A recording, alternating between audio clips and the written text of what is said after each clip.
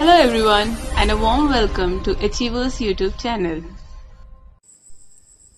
A very good morning guys. I hope you are doing well. स्वागत है सभी का अचीवर्स के यूट्यूब चैनल पर।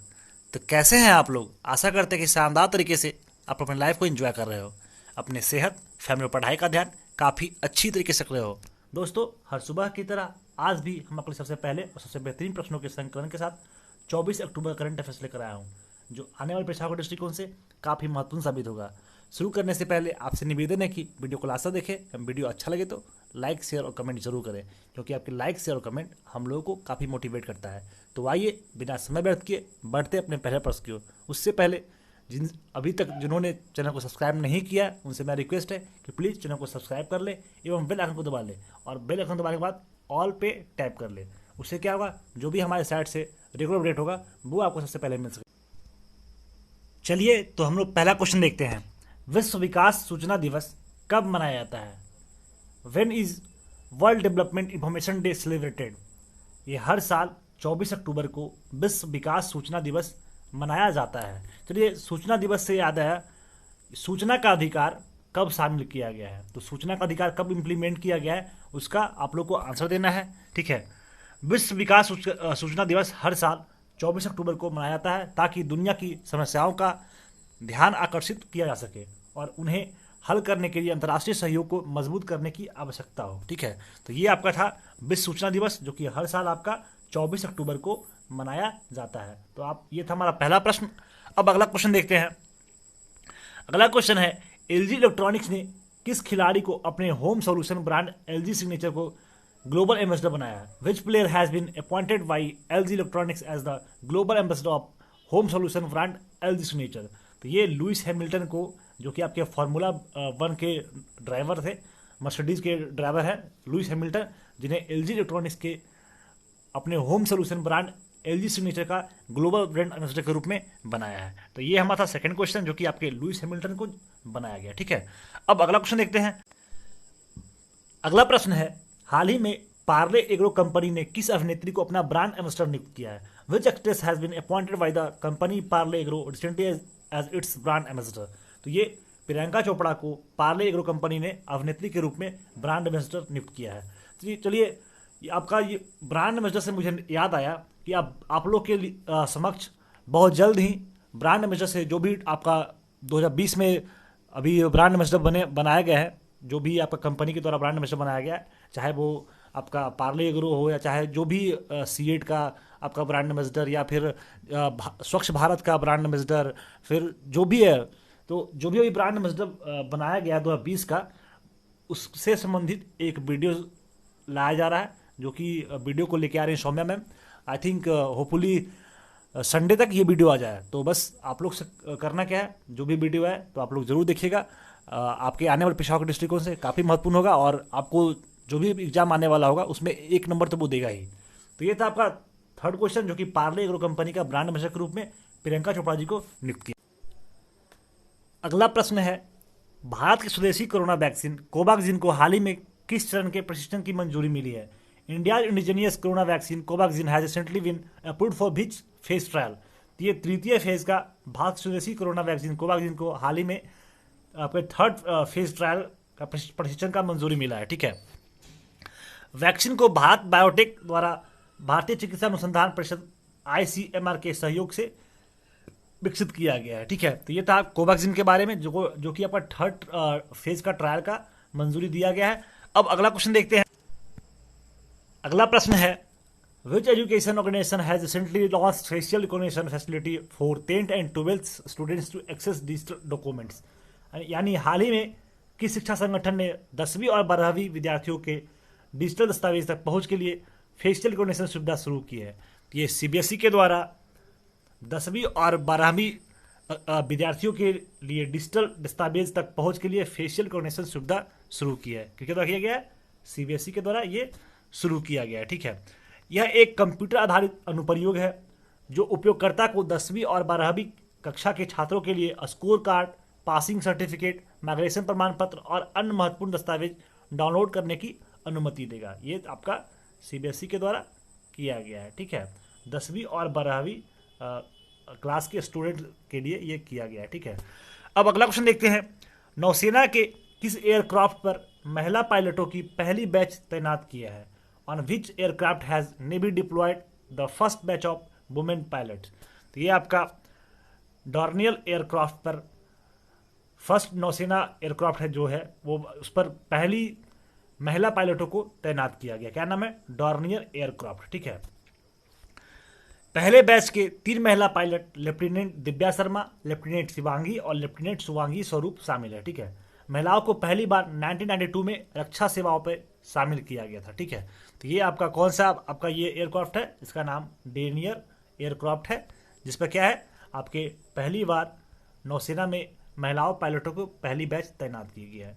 तो ये आपका छठा प्रश्न था। अगला प्रश्न देखते हैं, श्रम मंत्री के द्वारा जारी नए उपभोक्ता मूल्य सूचकांक का बेस ईयर 2001 को हटाकर कौन सा साल किया गया है? Which year has been remove from the base year 2001 of the new consumer price index release by the labour minister? तो ये 2016 किया गया है। श्रम मंत्री के द्वारा जारी नई उपभोक्ता के मूल्य सूचकांक का बेस ईयर 2001 को हटाकर 2016 किया गया है। ठीक है। अगला प्रश्न देखते हैं, पीएमजीएसवाई को सफलतापूर्वक लागू करने वाले 30 जिलों की सूची में कौन सा राज्य जिला शीर्ष पर है? यानी कौन सा राज्य का जो जिला है वो शीर्ष स्थान पे है? तो ये हिमाचल प्रदेश का जो जिला है वो शीर्ष स्थान पे है। Which states district tops the list of 30 district successfully implementing PMGSY? तो ये हिमाचल प्रदेश है। हिमाचल प्रदेश का जिला जो है वो टॉप रैंक पे एग्जिस्ट कर रहा है। ठीक ना। अब इससे संबंधित जो भी इंपॉर्टेंट फैक्ट्स है वो देख लेते हैं। हिमाचल प्रदेश के मंडी जिले के प्रधानमंत्री ग्राम सड़क योजना पीएमजीएसवाई को सफलतापूर्वक लागू करने वाले 30 जिलों की सूची में टॉप किया है। ठीक है। इस सूची की घोषणा हाल ही में केंद्रीय ग्रामीण विकास मंत्री नरेंद्र सिंह तोमर के द्वारा किया गया है। ठीक है। मंडी ने 2020-21 में पीएमजीएसवाई के तहत सड़कों की अधिकतम लंबाई का निर्माण किया है। ये मंडी जो है आपका हिमाचल प्रदेश का जिला है। पीएमजीएसवाई के तहत सड़कों के निर्माण के लिए राष्ट्रीय स्तर पर हिमाचल प्रदेश के दूसरा स्थान दिया गया है। ये हिमाचल प्रदेश का बहुत बात आया है, तो अब हिमाचल प्रदेश से संबंधित जो भी इंपॉर्टेंट फैक्ट्स है वो देख लेते हैं। ठीक है। सबसे पहले ये यूटी था। ये 1956 में इसे यूटी का दर्जा दिया गया था। ठीक है। पर 1971 में इसे स्टेट के रूप में बनाया गया। कैपिटल शिमला है और धर्मशाला भी है। ये डिपेंड करता है मौसम पे। अगर ज़्यादा ठंडा पड़ रहा है तो धर्मशाला से कैपिटल हो गया, और अगर जो थोड़ा सा मौसम अनुकूल हुआ तो शिमला हो गया। डिस्ट्रिक्ट कुल 12 है। आपका जो गवर्नर है वो बंडारू दत्तात्रेय है और चीफ मिनिस्टर जयराम ठाकुर है। ठीक है। इनकी केवल 68 सीट है, राज्यसभा में 3 सीट है, लोकसभा में 4 सीट है, और एरिया में रैंकिंग कितना है? 17। पॉपुलेशन में रैंकिंग 21 है। अब कुछ इंपॉर्टेंट नेशनल पार्क है, 2 है, जैसे आपको ग्रेट हिमालयन नेशनल पार्क हो गया और pin valley national park. Great Himalayan और पिन वैली नेशनल पार्क, ये दोनों इंपॉर्टेंट नेशनल पार्क है। आप लोग को बिल्कुल ये याद होना चाहिए। ठीक है। अब ये देखते हैं आपका जो हिमाचल प्रदेश है वो किस किस राज्य से बाउंड्री शेयर कर रहा है। तो सबसे पहले जम्मू कश्मीर से कर रहा है, लद्दाख से कर रहा है, दोनों यूटी है उससे कर रहा है। ठीक है। उसके बाद से ये यूटी नहीं है आपका, ये स्टेट है, और लद्दाख यूटी है उससे कर रहा है। उसके बाद पंजाब से कर रहा है, हरियाणा से कर रहा है, उत्तराखंड और उत्तर प्रदेश। अगला प्रश्न है, हाल ही में किस आईआईटी संस्था कोविड-19 जांच के लिए कोविरैप नामक एक नए डायग्नोस्टिक प्रशिक्षण की खोज की है? ये आईआईटी खड़गपुर के द्वारा फर्स्ट आईटी संस्था कोविड-19 जांच के लिए कोविरैप नामक एक डायग्नोस्टिक प्रशिक्षण की खोज की है। ठीक है। तो ये कहाँ किसके द्वारा किया गया? आईआईटी खड़गपुर के द्वारा। ठीक है। आईआईटी खड़गपुर ने कोविड-19 जांच के लिए कोविरैप नामक एक नए डायग्नोस्टिक प्रशिक्षण की खोज की है। भारतीय चिकित्सा अनुसंधान परिषद ने इस टेस्ट की प्रभावकारिता को मान्यता देने की प्रदान की है। ठीक है। तो ये था आपका कोविरैप, जो कि एक नए डायग्नोस्टिक प्रशिक्षण का खोज किया गया आईआईटी खड़गपुर के द्वारा। अब इस परियोजना के बारे में देखते हैं, जो कि केंद्रीय संस्कृति पर्यटन राज्य मंत्री के द्वारा लॉन्च किया गया, लाइफ इन मिनिएचर। इसके बारे में जो फैक्ट्स है वो देख लेते हैं। यह परियोजना राष्ट्रीय संग्रहालय से कई सौ लघु चित्रों के विशेष कलाओं को प्रदर्शित करने के लिए मशीन लर्निंग और उच्च परिभाषा वाले रोबोट कैमरा जैसी तकनीकों का उपयोग करती है। परियोजना राष्ट्रीय संग्रहालय, संस्कृति मंत्रालय और गूगल कला और संस्कृति के बीच सहयोग में शुरू की गई है। ठीक है। इसका क्या नाम था इसका परियोजना का? Life in miniature. ठीक है। अब अगला प्रश्न देखते हैं, भारत ने किस एंटी टैंक गाइडेड मिसाइल का अंतिम प्रशिक्षण किया है? Which anti tank guided missile was last tested by the India? तो इस मिसाइल का नाम है नाग मिसाइल। क्या है? नाग मिसाइल, जो कि एंटी टैंक गाइडेड मिसाइल है जिसका अंतिम प्रशिक्षण किया गया है। ठीक है ना। अगला प्रश्न है, हाल ही में सेबी ने प्रतिभूतियों के बाजार डेटा तक पहुंच की उचित नीति हेतु किसकी अध्यक्षता में समिति गठित की है? Recently under whose chairmanship has SEBI set up a proper policy to access market data of securities. ये रजनीश सिंह की अध्यक्षता में समिति गठित की गई है जो कि सेबी के प्रतिभूतियों बाजार डेटा तक पहुंच की उचित नीति है। ठीक ना, ये था हमारा 12वां क्वेश्चन जो कि रजनीश सिंह और सेबी से इंपॉर्टेंट अध्यक्षता की समिति गठित की है। ठीक है, अब सेबी का बात है तो सेबी का आपको फुल फॉर्म बताना है और सेबी से जो भी इंपॉर्टेंट फैक्ट्स है वो आप लोग को कमेंट में आंसर देना है। ठीक ना, अब अगला प्रश्न देखते हैं, हाल ही में यूनिसेफ ने किसके साथ मिलकर global estimate of children in monitor poverty and update नामक रिपोर्ट जारी किया? Recently UNICEF together with the home release the report named global estimate of children monetary poverty and update. ठीक है, तो ये किया गया है आपका वर्ल्ड बैंक के साथ मिलकर। क्या किया गया है?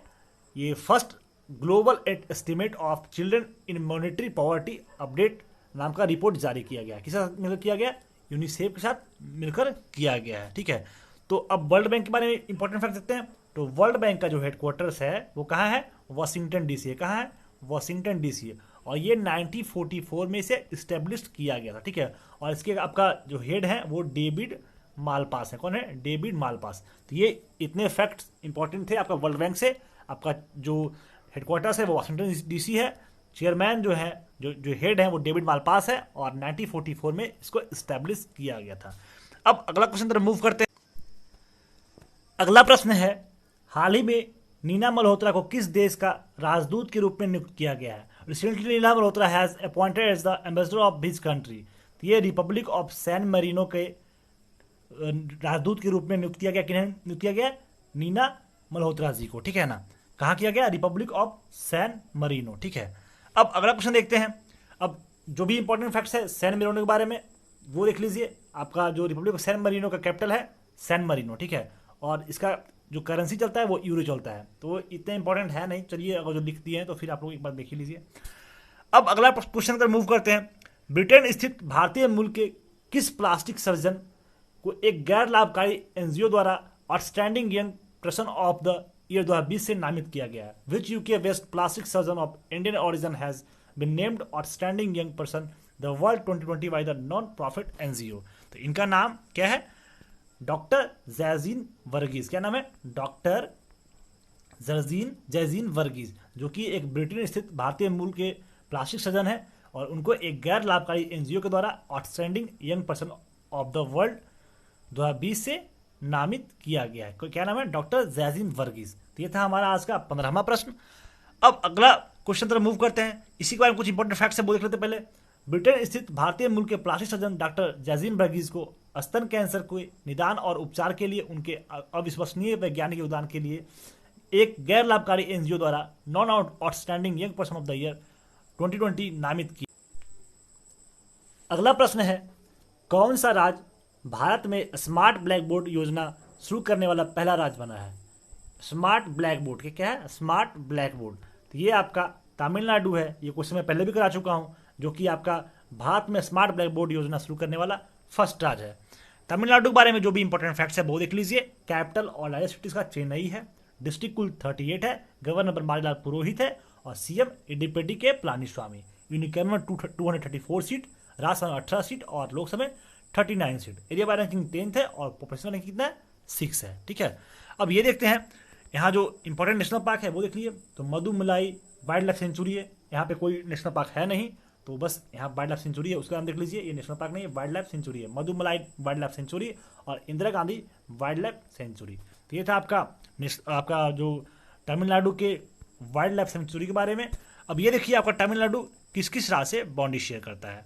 तो आप लोग सबको पता होगा केरला से करता है ना, केरला से। उसका और किसे करता है? इधर कर्नाटका से करता है और इधर आंध्र प्रदेश से करता है। 3 राज्य से बाउंड्री शेयर होता है, केरला, कर्नाटका और आंध्र प्रदेश। अब मूव करते हैं finally question the last day, जिसका आंसर आप लोगों ने कमेंट में दिया था। बहुत कम लोगों ने आंसर दिया था, पर जो लोग भी दिए थे काफ़ी अच्छे तरीके से दिए थे। तो भाई जो लोग नहीं देते हो, जो लोग वीडियो देखते हो, आप दे दिया करो ना। अगर जो आंसर देते हो तो अब वो आपको भी, आपके लिए भी अच्छा होगा और मेरे लिए भी अच्छा होगा। अगर जो आप आंसर देते हो तो मैं मोटिवेट होता हूँ, अगर जो आप आंसर देते हो तो आपको उस क्वेश्चन से जितने भी इंपॉर्टेंट फैक्ट्स है वो आपको याद होते हैं।